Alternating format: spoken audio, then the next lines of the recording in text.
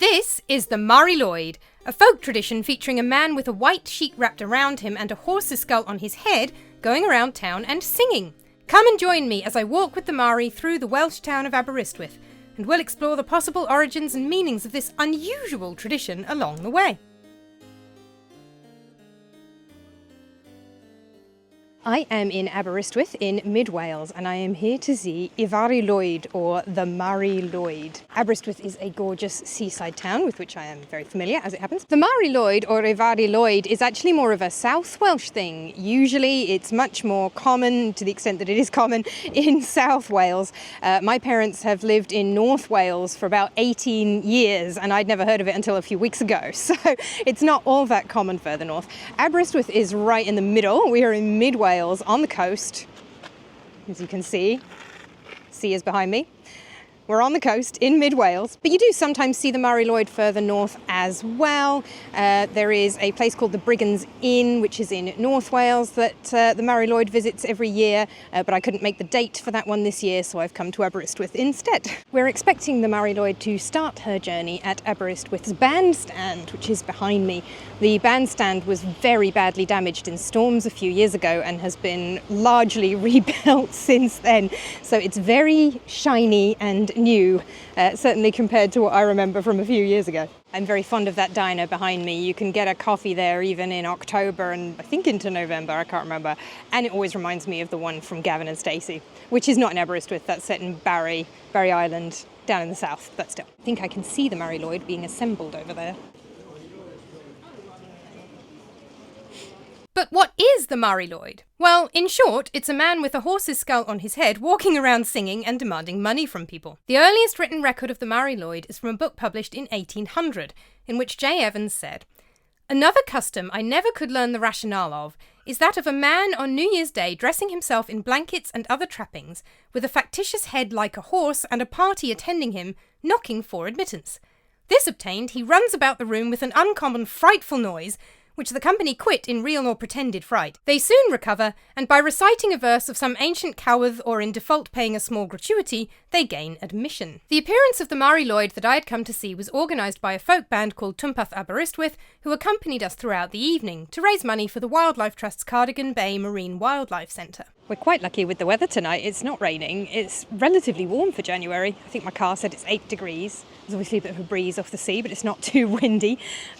Stones have been known to fly over the tops of these buildings when it gets really stormy. So thank goodness for that. This is good weather for following something around outside in Wales in January.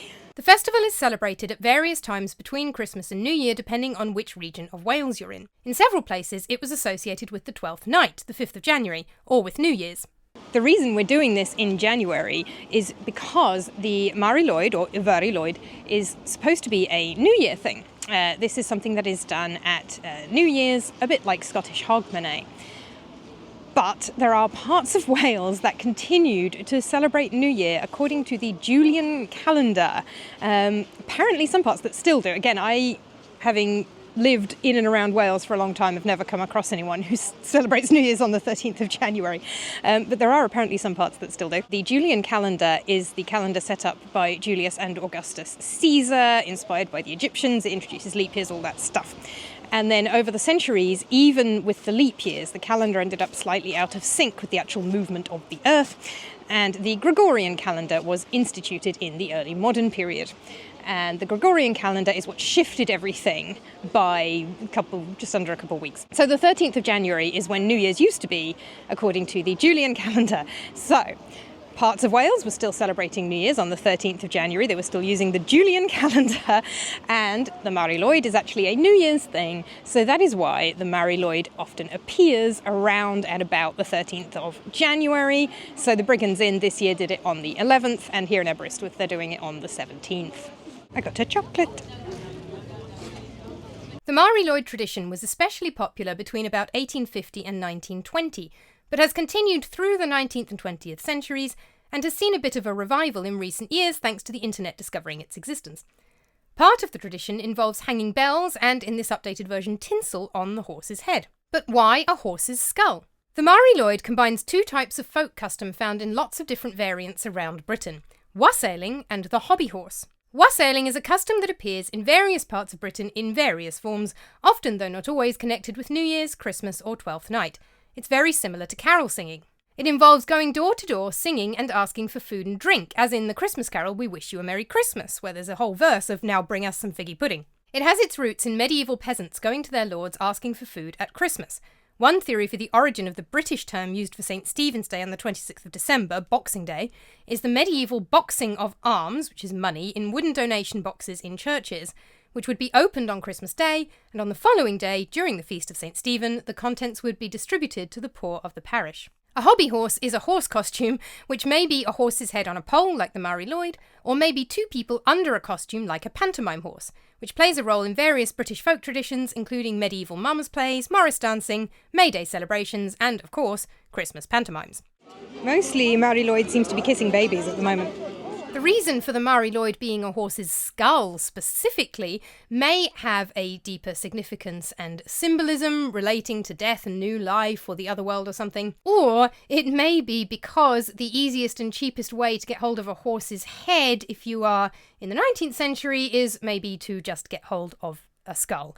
These days the skull is generally a fake skull rather than a real one, but it did used to be a real horse's skull. In the 19th century there were also two very similar customs in the Isle of Man and in Ireland, both called the Llangynwyd, spelled differently in Manx and Irish but meaning the same thing, white horse. Ronald Hutton has suggested that this indicates that there may be a genuinely old Celtic root to the tradition, and he connects it to numerous Celtic myths about the power of a severed head.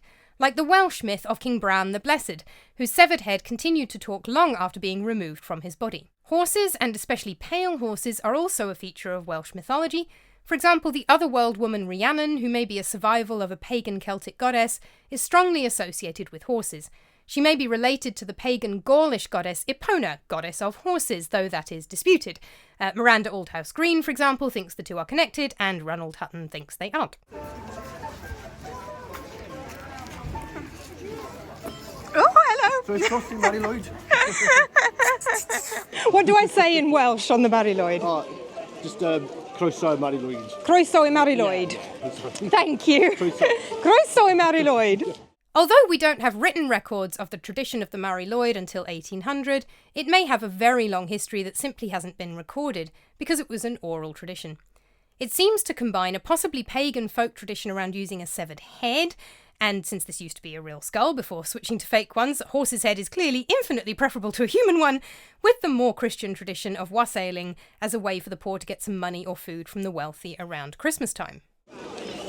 I've now got words and I'm going to try singing in Welsh, a language I have done on Duolingo for like 2 weeks. I have tried to pick up bits and pieces of Welsh and work on my pronunciation over the past 18 years, but I'm not a Welsh speaker by any means. A core part of the custom in many places is this exchange of singing. For our celebration, we were split into two groups. Y party were to go with the Mari and sing our verses as we tried to get into the various pubs and bars along our route. Yr ateb would already be in the pub or bar and would sing verses from inside, trying to shoo us out. The woman leading the Yr ateb group had a broom that she would try and sweep the Mari away with. Inevitably, of course, the Mari would get in, and drinking, singing and playing music would ensue. I made sure to join Y party, the group with the Mari Lwyd.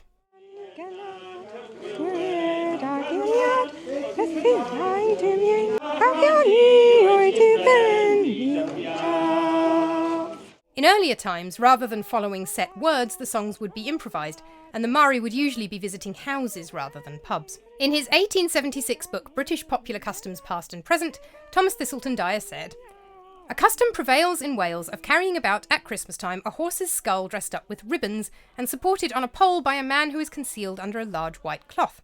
There is a contrivance for opening and shutting the jaws, and the figure pursues and bites everybody it can lay hold of and does not release them except on payment of a fine. It is generally accompanied by some men dressed up in a grotesque manner, who, on reaching a house, sing some extempore verses requesting admittance and are in turn answered by those within, until one party or the other is at a loss for a reply. The Welsh are undoubtedly a practical people, and these verses often display a good deal of cleverness. In some places during the 19th and 20th centuries, the men accompanying the Mari Lwyd could also get quite rowdy. Although, again, these days, this is a family-friendly event, and nobody is actually going to be destructive or troublesome in any way. After practicing our singing and giving the Mari a chance to take selfies with anyone who wanted one, The Ir Artob group made their way to the first of 3 pubs where we would be doing a longer stop. But those of us in a party, accompanied by the band, were making a few briefer stops first. The Mari Lwyd is now going on a journey around Aberystwyth. I think it's planning to end up in the pub. It's a bit behind the musicians because it spent so long taking pictures with the kids. Our first destination was a rather nice bar and restaurant right opposite the bandstand, Baravin. I'm pretty sure I remember this being a seaside souvenirs and beach stuff shop when I was in Aberystwyth before, but clearly nowadays it is a very nice looking restaurant, where one woman in particular was pretty shocked to suddenly and unexpectedly be confronted by a horse's skull and a charity donation tin. It's safe to say not everyone in this restaurant knows about the Mari Lwyd or was expecting it.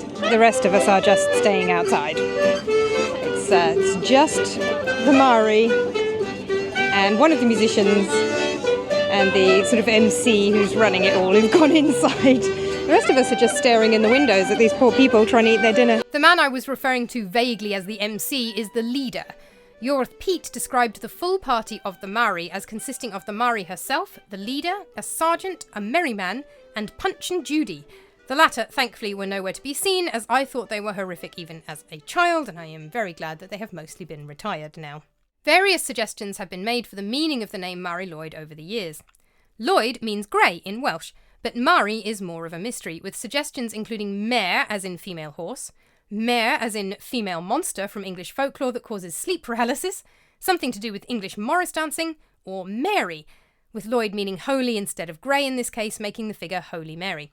Yorth Pete liked the idea that it was connected with Christian festivals around the Virgin Mary, but considering it seems much closer to Celtic and Welsh folklore around horses and severed heads, which although it has been preserved and retold in Christian-era texts has its roots in much older Celtic mythologies, that seems really unlikely to me.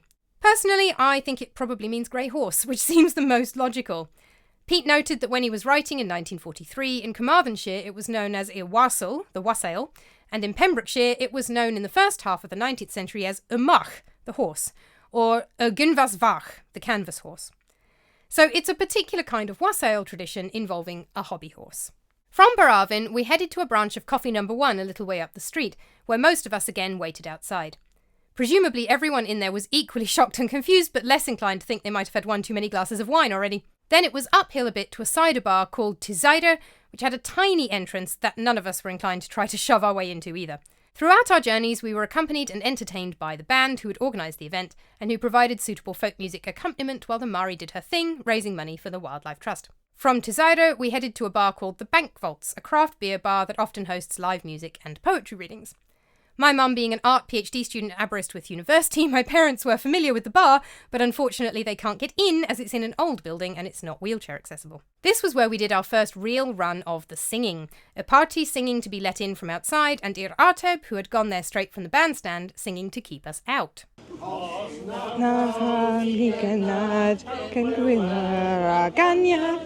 Beth fydd ein dymuniad, beth fydd ein dymuniad, beth fydd ein dymuniad nos heno. Once the Mari was admitted, we were encouraged to come in as well, though only a few of us did, as it's a small bar and there were lots of us.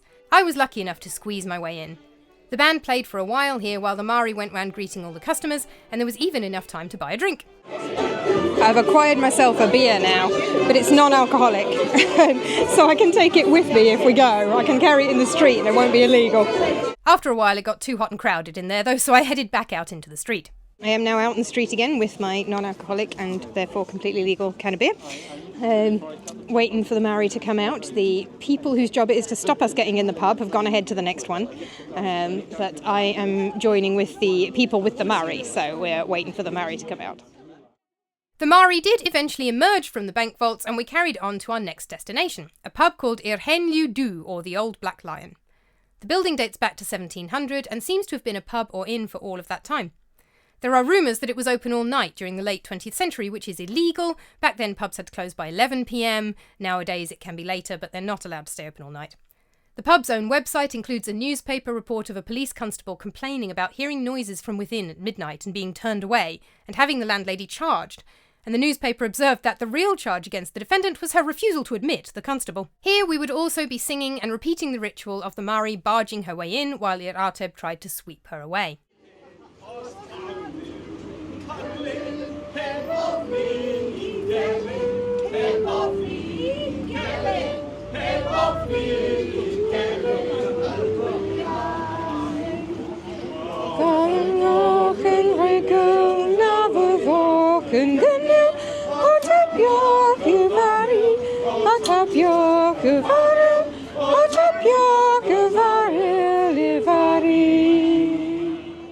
So this is actually the second next stop. There is going to be one more, which I think is going to be another pub, but they're going to be here for about an hour playing music, doing what in Welsh is called a session, a music gig.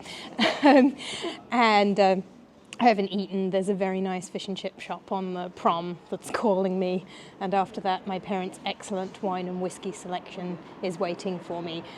So I think I'm going to leave the Mari Lwyd here. I apologise, there is one more stop I have missed out, but I think you get the idea. It's been really good fun following the Mari on her journey around Aberystwyth. I'm sure I will come again and probably bring the family because it's a really good time. And anything that ends up in a pub is just always a good thing. I decided to have the fish and chips somewhere that I could sit inside. There's actually a really lovely view of the sea, which you can't really see over my shoulder, but excellent view of the sea, but indoors rather than sitting in my car and eating the takeout. And then there was one more specifically Aberystwyth tradition I had to uphold. For some reason, people who have been students at the university here have a tradition of walking to the end of the prom underneath Constitution Hill and opposite one of the university halls of residence, Alexandra Hall, and kicking the bar at the end. I have no idea why, but my parents, who are both Aberystwyth alumni, taught me this tradition when I was a child, and I have upheld it ever since. Hope you enjoyed the video. If you did, please give it a like, subscribe to my channel for myth, folklore, ghost stories, and weird and wonderful history in general. And until next time, bye!